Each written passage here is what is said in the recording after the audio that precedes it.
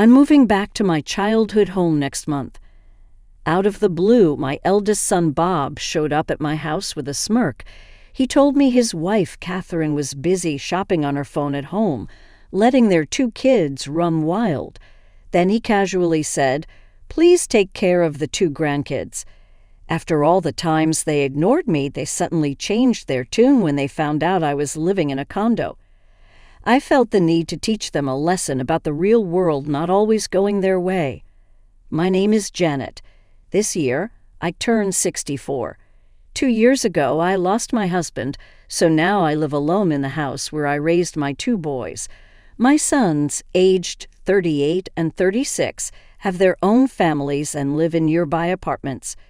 Siblings are often so different, someone once said, and that's precisely the case in our family. My eldest son turned out to be flashy and careless, while my younger son grew up to be modest and dependable. Bob and his wife Catherine were blessed with 2 kids, but unfortunately, David and his wife haven't been able to have children. It seems there might be an issue with one of them, but I always made sure not to bring it up.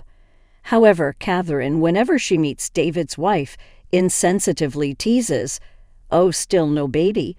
You better hurry up," and often suggests that David's wife should practice while they can and pushes her own children onto her. But David's wife loves children and, ignoring the insensitive comments from her sister-in-law, looks after the kids with joy. I often thought it would have been better if it were the other way around. To begin with, when my husband was hospitalized, even when I asked Bob and his wife to visit, they'd say, "Oh, we're busy. Besides, you must have free time without having to care for him, right? Can you babysit for a day or 2 and just drop off their children?" On the other hand, David and his wife visited regularly. David's wife would reassure me, "Don't be down, Mrs. Janet. He'll get better. Do you want us to stay overnight if it's not too much trouble?" She cooked for me when I was emotionally down and also took care of my grandkids during that time. Bob and his wife were actually on a trip to Las Vegas, gambling away at casinos. Upon return, without asking about the kids, they immediately asked to borrow money, saying, "We lost everything. We're a bit tight this month. Can you help us out?" I held back my anger and firmly declined. "We don't have any money, just look at this old house." Catherine looked around my 60-year-old house and laughed. "Right? I mean, who still has turn faucets nowadays? So outdated," she added. "Well, at least it's old, so we don't worry about the kids breaking stuff. Even when I bought presents for my adorable grandkids on their birthdays or Christmas, Bob and Catherine never thanked me. Instead, they just complained, 'This is kind of lame. Couldn't you have gotten something cooler?' In reality, I went to the toy store with the grandkids and bought what they chose. Being blamed for having bad taste was simply unbearable. I wanted to see my adorable grandkids, and I was concerned about whether Bob and Catherine were taking proper care of them. Catherine works and often asks me, "Can you pick up the kids from daycare?" She seems to frequently skip her duties to go out drinking with friends. Bob, on the other hand, seems to leave all child rearing to Catherine and doesn't help at all. On the days I pick them up, the grandkids often end up staying overnight, and I often drop them off at daycare the next morning. Even so, Catherine doesn't thank me and says, "You live alone, Mrs. Janet, so you must be happy taking care of the grandkids. Thanks and see ya." The 2 children were so used to being at my place that they sometimes fussed when it was time to go home. Of course, spending time with my grandkids was a joy, but considering Bob and Catherine's attitude towards parenting, I couldn't help but worry. The final straw between me and Bob's family was when I had to be admitted for some medical tests due to prolonged fatigue. Bob and Catherine called, which was rare. Apparently, my grandkid was worried and wanted to hear my voice. "Grandma, are you in the hospital? Does it hurt?" came the lisping voice of my grandchild, and I couldn't help but smile. "It's okay, they're just checking me out. Thank you. Come back soon, I'm being a good boy." After my grandson's voice faded away, I waited a moment, and it seemed they had left the phone off the hook because I began to hear Bob and Catherine's conversation. Really, I can't deal with taking care of the elderly. David can handle that, right? He doesn't have kids and surely has some extra money, doesn't he? Well, yeah, that's probably for the best. Mom doesn't have much money anyway. Honestly, what's the use of an old person without money? Just a burden, right? They must have thought they hung up the phone as I could clearly hear their candid remarks. I mean, how can she even live in that old shack? If it were me, I'd have left a long time ago. Mom has always been frugal, never even bought decent clothes. It was embarrassing growing up. I knew they didn't think highly of me, but hearing it so blatantly was heart-wrenching. I couldn't help but respond, "I'm sorry to have disappointed you." Hearing my voice, Catherine chuckled without a hint of guilt. "Oh, Janet, were you listening? Oops, we didn't hang up." Bob, seemingly unbothered, said, "Well, it's the truth. Why was I born into such a plain family? I've always felt like I drew the short straw when it came to parents. I had tried to raise them without spoiling them, but it seemed to have backfired." I sighed and simply said, "I'm going to hang up now," and ended the call. As it turned out, my hospital tests didn't show any issues. I was just exhausted. I was set to return home safely. On the day I was discharged, a Saturday, David was working, so his wife accompanied me. However, when we got home, the door was unlocked, and my 2 grandkids were playing in the living room alone. They're 3 and 5 years old, so of course, the place is a mess. "Grandma, welcome back." They ran up to me, but Bob and Catherine were nowhere in sight. "Where's your mom and dad?" David's wife asked, and they replied, "They said they're cleaning the house and told us to stay here and behave." David's wife and I exchanged glances, knowing full well that Bob and Catherine wouldn't clean. As we quietly went upstairs, we found them rummaging through my drawers. "What are you doing?" When I shouted at them, they coolly turned around. "Oh, Janet, you're back. We didn't know you were being discharged today." Catherine gave a bright smile, and Bob said in an unusually kind tone, "Why didn't you tell us you were being discharged? I would have come to pick you up." Sensing my discomfort, Catherine handed me a document, saying, "You're quite sneaky, Janet, hiding this from us." It was a copy of a lease for a condo on the 50th floor of a tower nearby. Bob, grinning, said, "It's like $3,000 a month. Why'd you keep this a secret? Did you use Dad's inheritance or something? If so, we have a right to it too." After glancing over the document again, he confidently declared, "We'll move into the family home next month." When I responded with a confused "What?" Bob said, "Well, you are getting older. You're hospitalized this time, too. Living alone is a concern.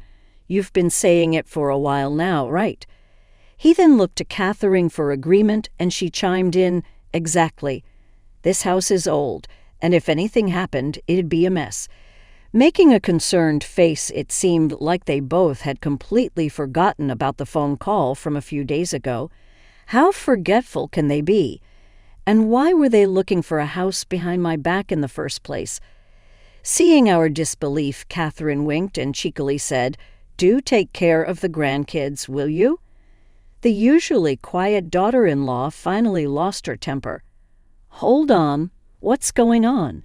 You're just going to barge into the condo that my mother-in-law rented. That's way out of line. What were you even thinking?" But Bob and his wife didn't even flinch. I mean, it's kind of funny thinking of Mom living in a fancy condo, right? She'd stand out like a sore thumb. If we live with her, it'll look better, don't you think? Catherine added, "You wouldn't understand if you don't have kids. Moms like me want to raise our children in a decent place. I'm saying this for the kids. Surely you'd agree that every day would be more fun with the grandkids around," she said, attacking David's wife who didn't have children. "You people," David's wife exclaimed, biting her lip in frustration, readying to say something more. However, I stopped her with a hand gesture. "It's all right. Thank you. Can I handle this?" I then confronted Bob and his wife. "Next month works for you?" I asked. "I'll be ready." David's wife looked at me in surprise, but after catching a significant glance from me, she seemed to understand and kept quiet. Unaware of our silent exchange, Bob and his wife cheerfully said, "All right, we've decided. Let's get ready for the move. We want furniture that's fitting for a luxury apartment. Should we head to a high-end furniture store now?" "That sounds great. Oh, and Janet, please take care of the kids for us," they joyfully said and left. Seeing the worried look on David's wife's face, I winked at her, imitating Catherine, and told her about my upcoming plan. A plan to teach them that not everything goes as one expects. The next month arrived, and Bob and his wife eagerly informed me about their moving day. "We're going to live in that sunny room. We bought all new furniture and appliances. Don't bring anything outdated, okay?" Both of them were very excited, picturing their luxury condo life. Okay, I got it. I'll make sure everything's prepared," I casually replied and started my own moving preparations. As instructed, I discarded all the old furniture and belongings, minimizing my possessions. I've always heard that as you get older, it becomes harder to part with things, so I took this as a perfect opportunity to declutter, especially for the sake of my children. On the day Bob was set to move, I was busy since morning unpacking my own belongings. Since my phone was on silent, I didn't notice any incoming calls. When noon arrived and I decided to take a break, I checked my phone. To my surprise, there had been relentless calls from Bob since 9:00 a.m. Realizing this, I teasingly stuck out my tongue and called Bob back. He answered immediately, yelling, "Why weren't you picking up?" "Oh, I'm sorry, my phone was on silent." "So, what happened?" "What happened? We went to the condo, and when we rang the doorbell, some stranger answered asking who we were." "The luxury condo? Did you go there?" "Well, yeah, we said we were moving to the family home, remember? We had a huge argument with the person in that apartment. The police even got involved. It was so embarrassing." "Where are you, Mom?" "I'm in my new place." "What? Then why is someone else living there? You said you were moving to the family home, right?"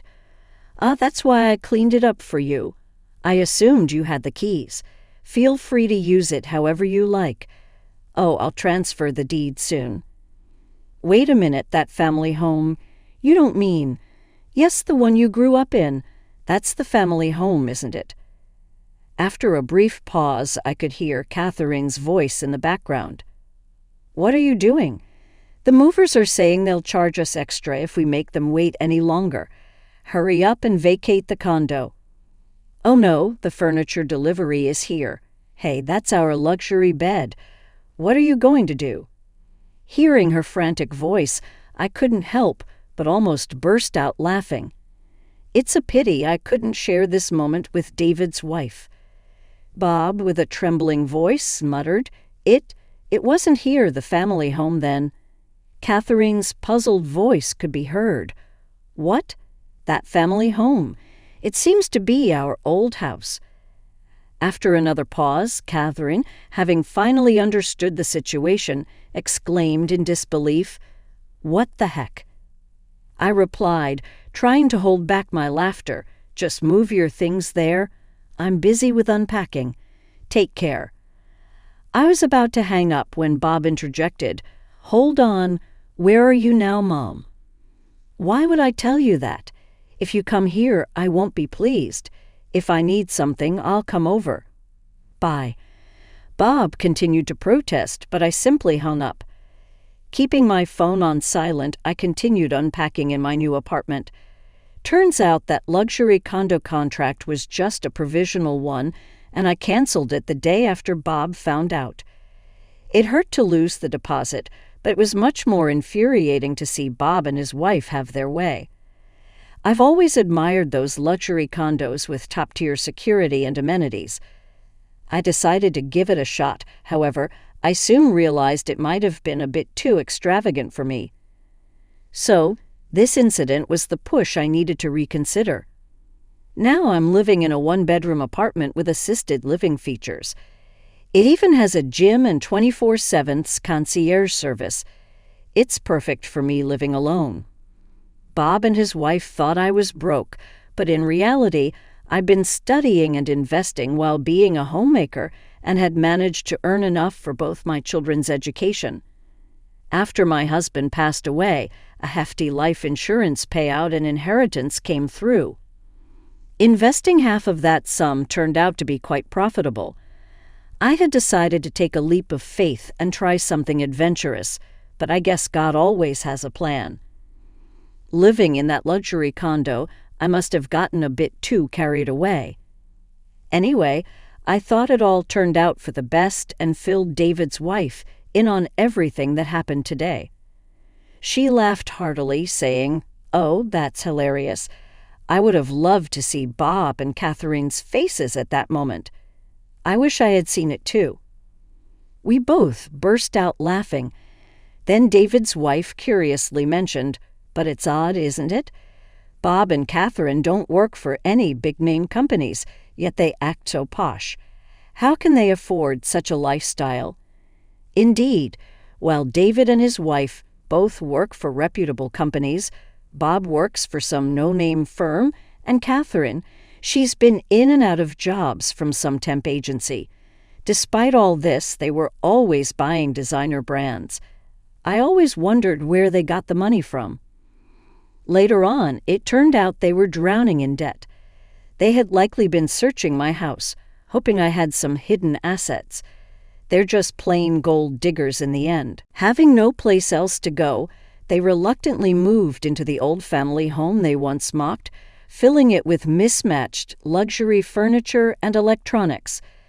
When I tried to discuss changing the deed through my attorney, Bob proposed, "Since I can't afford the property taxes, could you possibly rent it to me? Maybe for about $200 a month." It's ironic he was aiming to live in a $3,000 a month luxury apartment, yet now he's haggling over $200. Reluctantly, I proposed $700, and they grudgingly agreed. Even at that rate, it's a steal for that area. Neighbors say they often hear the two of them getting drunk and arguing loudly. I was concerned about their two kids, but David's wife occasionally checked on them and updated me, saying, "They seem okay for now, but they mentioned they missed their grandma and looked sad." I had been considering visiting them soon, but before I could, Catherine disappeared, apparently running off with another man. Bob was left devastated and became distrustful of women. His once confident demeanor faded. There were rumors that Catherine, heavily made up, was spotted hanging on to men in the city's nightlife scene, but nothing's been confirmed. After Catherine left, David's wife, Bob, and I discussed the kids' future. Bob admitted he couldn't raise them on his own.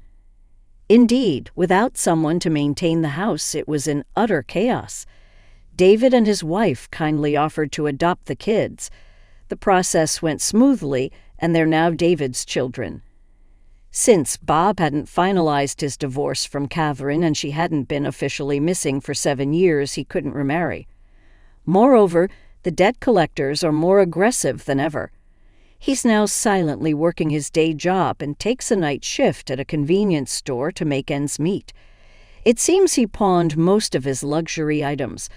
The confident man I once knew looked like a shadow of his former self. Whenever I'd bring him some food, he'd sometimes tear up as he ate. It appears he's finally started to understand human emotions. When David's wife visits with the kids, he'd gratefully say, "They're growing up so well. Thank you." I still hold out hope that someday he'll find someone kind and understanding, but maybe I'm just being a hopelessly optimistic mom.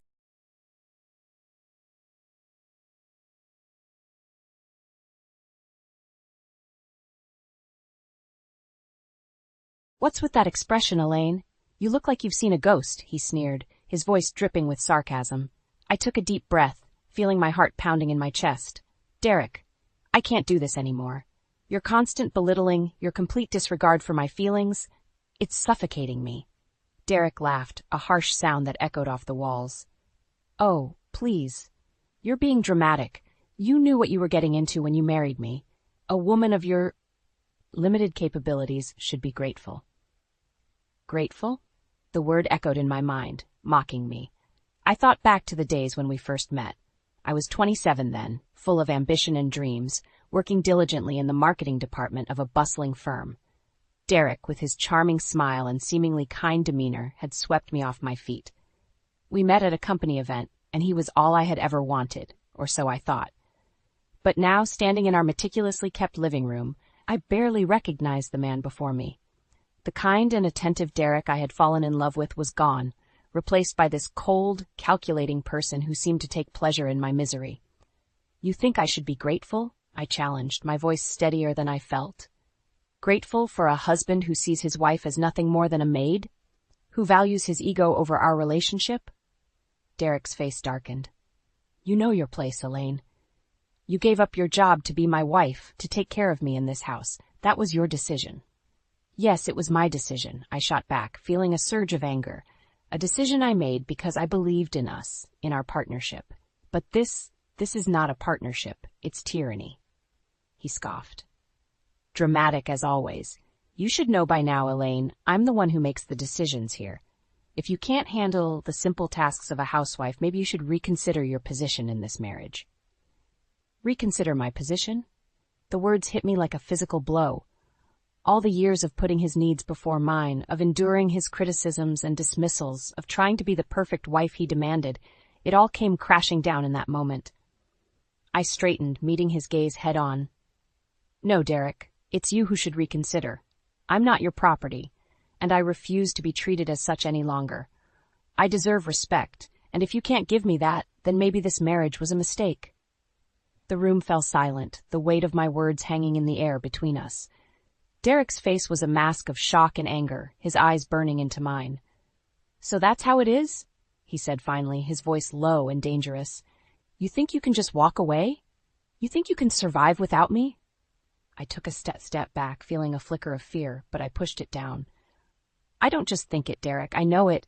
I'm not the scared, timid woman you think I am. I'm stronger than you know, and I won't be broken by your cruelty. For a moment, Derek looked as if he might say more, but then he turned on his heel and stormed out of the room, leaving me alone with my racing thoughts and a newfound determination. I knew this was just the beginning, that the road ahead would be difficult. But for the first time in a long time, I felt a spark of hope. I would find my way out of this. I would rediscover the woman I used to be, the woman I was meant to be. And Derek would come to regret ever underestimating me. The days following our confrontation were a blur of icy silences and veiled insults. Derek's contempt for me had become more apparent, his mask of charm and affection long since discarded. One evening, as I prepared dinner in our pristine kitchen, Derek sauntered in, his eyes scanning the spread with an air of disdain. Is this what you call a meal? It looks as unappetizing as it probably tastes. I clenched my fists, feeling a familiar surge of frustration. I've done my best, Derek. It's not easy managing everything around here on my own. He snorted, picking at the food with a fork. Your best? That's laughable. You really are useless, aren't you? I work all day to provide for us, and this is the thanks I get? A mediocre dinner from a mediocre wife. His words stung, but I refused to let him see my pain. I'm not your servant, Derek. I'm your wife. I deserve some respect, some appreciation. Derek looked up, his eyes cold. Respect? For what? Keeping the house barely presentable? Even that seems to be beyond your capabilities. And don't even get me started on your lack of skills in the kitchen. I felt a lump form in my throat, but I swallowed it down. I don't know why I bother trying. Nothing I do is ever good enough for you. You bother because it's your duty, he replied sharply. And you're right, it's never good enough. Maybe I made a mistake marrying someone so clearly out of her depth. His words echoed in my mind long after he left the room. I looked around at the house I had meticulously maintained, the meals I had painstakingly prepared, all for a man who couldn't care less. A sense of hopelessness washed over me, but beneath it there was a growing ember of anger, a burning need to prove him wrong. Later that week, I found myself confiding in Mara, my closest friend and confidant. Over coffee, I poured out my heart, the words spilling out in a torrent of frustration and despair. "He doesn't see me, Mara. He doesn't see the effort, the love I put into everything. It's like I'm invisible," I said, my voice breaking. Mara reached across the table, her hand warm on mine. "Elaine, you're so much more than he makes you out to be. You're strong, talented, capable. You don't need his validation to know your worth." Her words were a balm to my wounded soul, and in that moment something shifted within me. I realized that I had been seeking approval from a man who was incapable of giving it. I had been diminishing myself, trying to fit into the mold of the perfect wife he demanded, at the expense of my own identity. From that day on, I began to reclaim pieces of myself that I had lost along the way. I started secretly working on my graphic design skills, a passion I had abandoned for the sake of my marriage. With each design I created, I felt a sense of empowerment, a reminder of who I was before Derek tried to define me. And as I grew stronger, Derek's attempts to belittle me became less effective. His words still hurt, but they no longer had the power to break me. I was building a foundation for a new life, one where I was the architect of my own destiny. The atmosphere in our home had become a battlefield of unspoken words and simmering resentments. Derek's disdainful remarks had escalated, each one aimed to diminish and control me. But something within me had changed. The once cowering woman was slowly giving way to someone stronger, more defiant. One evening, as Derek arrived home, his usual air of self-importance was more pronounced. He dropped his briefcase by the door and surveyed the living room with a critical eye. "This place is a mess. What have you been doing all day?" I stood up, feeling a surge of defiance. "I've been working, Derek, on my graphic design projects." He laughed, a sound that sent shivers down my spine. "Working? You call that a job? It's a hobby at best, Elaine. Don't flatter yourself." His words were meant to wound, but I stood my ground. "It's more than a hobby. I'm building something for myself, something that doesn't revolve around pleasing you." Derek's expression darkened. "You're getting bold, aren't you? Remember your place, Elaine. You're my wife. That's your primary role." I met his gaze, my voice steady. "My place is not just as your wife. I am my own person, with my own dreams and aspirations." He moved closer, his presence dominating the space. "You have no dreams outside of this house. I provide for you. I give you everything you need. You should be grateful." Grateful. That word again. It echoed in my mind, mocking me. Grateful? For being treated like a possession? For having my aspirations and efforts constantly belittled? No, Derek. I'm not grateful. I'm suffocated. For a moment he seemed taken aback, his facade slipping, but he quickly regained his composure, his voice laced with venom. "You're nothing without me, Elaine. You think you can survive on your own? You'll come crawling back, begging for my forgiveness." His words were meant to break me, but they only fueled my resolve. "I won't be crawling back to you, Derek. I'm stronger than you think." As the days passed, my secret work on graphic design projects became my sanctuary. Each piece I created was a testament to my creativity and resilience. My conversations with Mara became more frequent, her words of encouragement, a lifeline in the storm that was my marriage. I knew that leaving Derek would not be easy. He had woven a web of control and dependence that I had unwittingly stepped into. But with each passing day, the web was loosening, the hold he had on me weakening. I began to plan my escape, each step calculated and deliberate. I opened a separate bank account, securing my earnings from my freelance work. I reached out to a lawyer, discreetly inquiring about the divorce process. But most importantly, I began to rebuild the self-esteem that Derek had so systematically tried to destroy. I looked in the mirror and saw not a broken woman, but someone who was slowly piecing herself back together, someone who was ready to fight for her freedom. And as I lay in bed each night, listening to Derek's steady breathing, I knew that the time for whispers of rebellion was coming to an end. Soon it would be time for bold action, for reclaiming the life that was rightfully mine. The morning sun cast a warm glow through the curtains, but the atmosphere in our house remained cold and unyielding. Derek's contempt had become a daily ordeal, but my resolve had only strengthened. As I sat at the kitchen table, working on a graphic design project, Derek entered, his expression one of derision. "Still playing at your little hobby, I see. When will you realize it's pointless?" I didn't look up from my screen. "It's not pointless, Derek. It's my career, and it's thriving, unlike your opinion of it." He scoffed, pouring himself a cup of coffee. "A career? Don't make me laugh. You're a housewife, Elaine, nothing more. Your place is here, taking care of me, not indulging in these childish fantasies." I felt a flash of anger but kept my composure. My place is wherever I choose it to be, and right now it's here, building a future for myself. Derek slammed his cup down, coffee splashing over the rim. "You have no future outside of this house, Elaine. I won't allow it."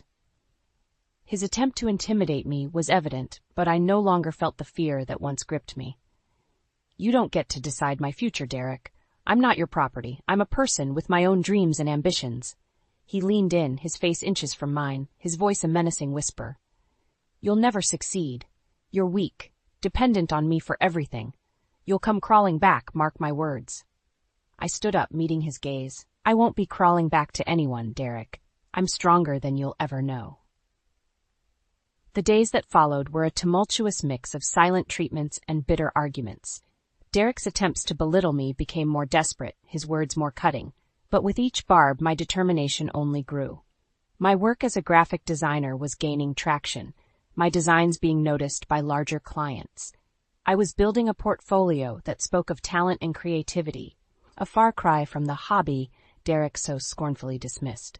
Mara, ever my pillar of support, was a constant source of encouragement. "You're doing amazing, Elaine," she would say. "You're proving him wrong every single day." And she was right. With each project I completed, each client I impressed, I was rewriting the narrative Derek had tried to impose on me. I was no longer the voiceless shadow in his life. I was becoming a force in my own right. The turning point came one evening, as Derek returned from work.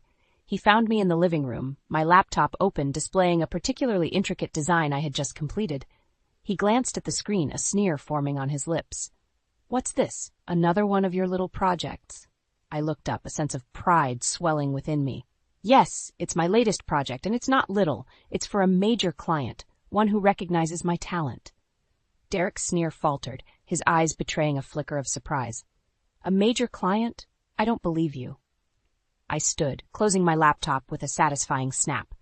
"Believe it or not, Derek, it's true. I'm succeeding, despite your constant attempts to undermine me. I'm building a life for myself, a life where I don't need your approval or your support." For a moment, there was silence, the tension between us palpable. Then Derek turned and walked away, his usual retorts unspoken. It was a small victory, but a significant one. I knew that the battle was far from over, but for the first time I felt a real sense of hope. I was taking back control of my life, one step at a time, and with each step I was moving closer to freedom, to a future where I was the master of my own destiny. The day had arrived when the facade of our marriage could no longer be upheld. The air was thick with anticipation, a prelude to the storm that was about to erupt. Derek came home to find me packing my belongings, my graphic design equipment neatly stored in boxes. His face registered shock, then anger. "What the hell do you think you're doing, Elaine?" I continued packing, my hands steady. "I'm leaving, Derek. I can't stay in this toxic environment any longer. I'm suffocating." He laughed, a hollow sound devoid of humor. "Leaving? To go where? You think you can survive out there without me? You're delusional." I zipped up the last bag, turning to face him. "I'm not delusional, Derek. I'm awake. I've realized that I don't need you to survive. In fact, I'm better off without you." His face contorted in rage. "You'll come back. You'll see how hard it is, and you'll come crawling back to me." I shook my head, a sense of liberation washing over me. "I won't be coming back. My work as a graphic designer is taking off. I have clients, projects, a career. I'm not the helpless woman you think I am." Derek stepped closer, trying to intimidate me. "You think you're something special because you've got a few clients? You're nothing, Elaine. You'll always be nothing without me." I stood my ground, my voice firm. "I'm not nothing, Derek.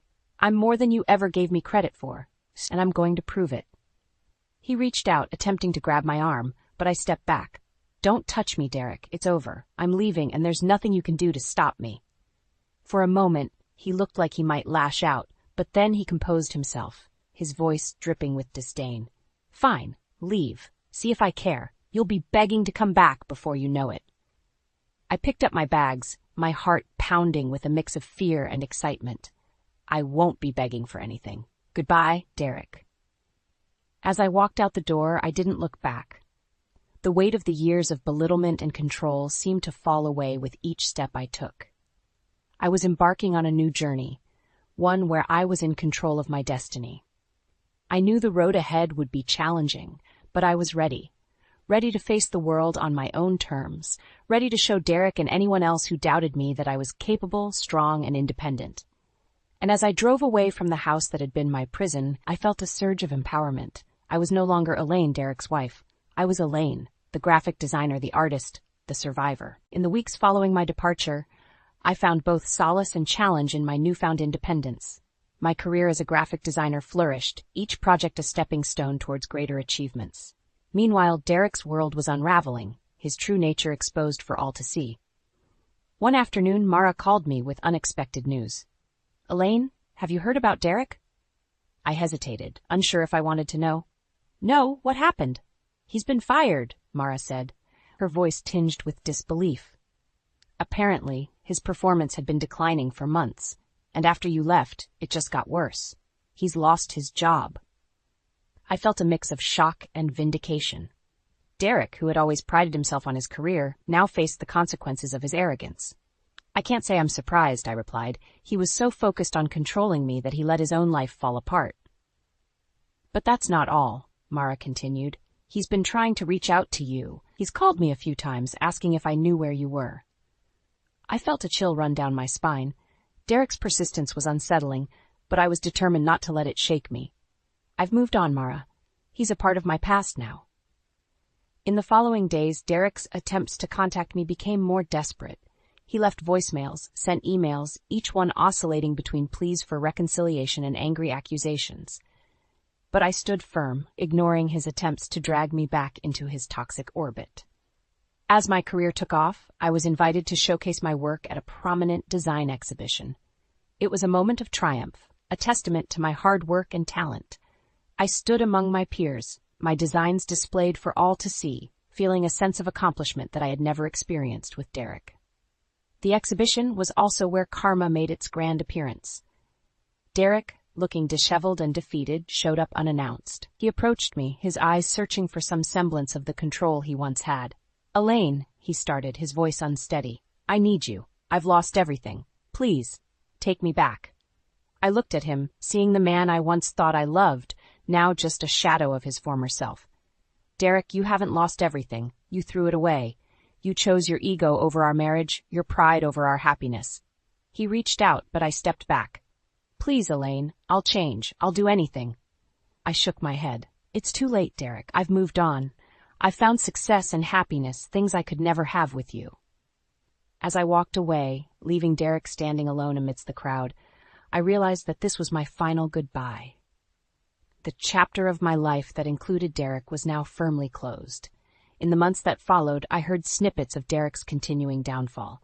He struggled to find work, his reputation tarnished by his own actions. The man who once held himself so high had fallen, a victim of his own making.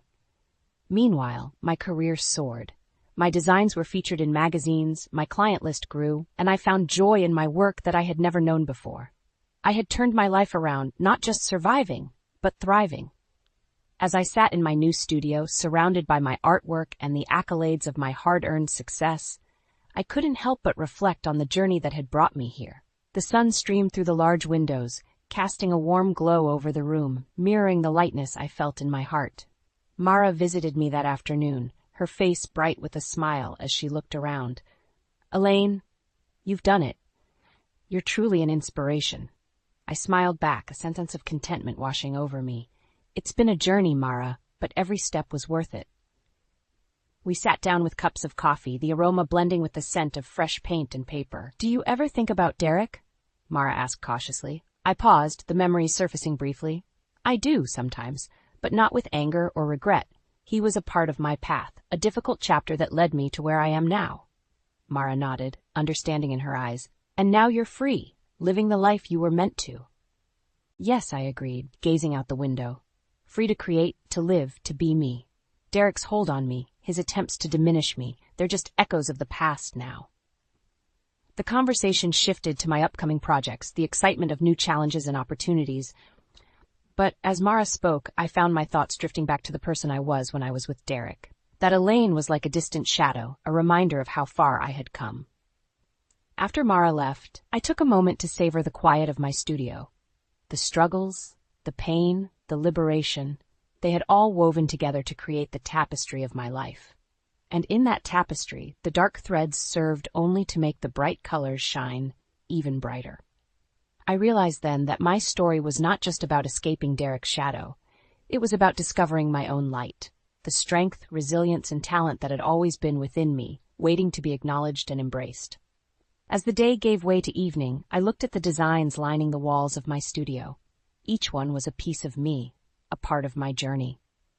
I had not only survived, I had thrived. And in thriving, I had found a peace that was more profound than any revenge. The chapter of my life with Derek had ended, but my story was just beginning.